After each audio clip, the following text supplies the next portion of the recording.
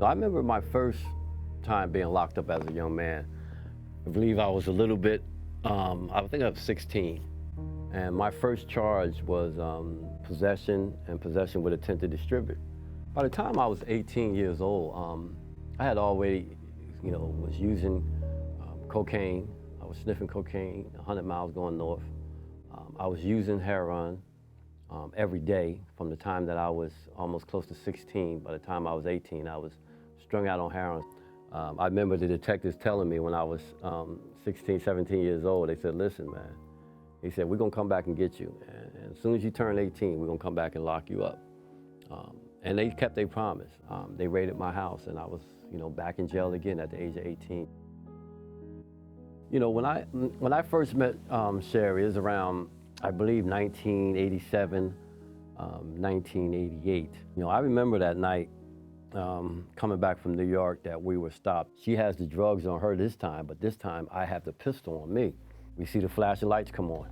And next thing I know, we're in handcuffs and going down to Elizabeth County Jail. Being in solitary confinement for something that I didn't do, I think it was like a gut shot for me. But I always thought about all the stuff that I did do and didn't get caught for. And I thought that that was punishment for those things that I didn't get caught for. It gave me an opportunity to look over my life, look at all the bad decisions I had made. And it gave me the ability to not only see my past, but also to see my future of what it could be. And I remember just, praying and asking God for forgiveness, but also realizing that if I wanted to change, that I would have to change myself. There was a program there called the AMER program, and it taught African American studies. So I got involved with the AMER program and became a student and a leader in that program, and actually met one of my first mentors, which was Brother Zwadi. He taught me about Madam C.J. Walker and A.J. Gaskin and all these black millionaires, these entrepreneurs who had done some amazing work, even through Jim Crow laws. And once I learned that, I just really left Riverfront State Prison with the confidence as a black man that I can do some great things with my life, despite how I started out.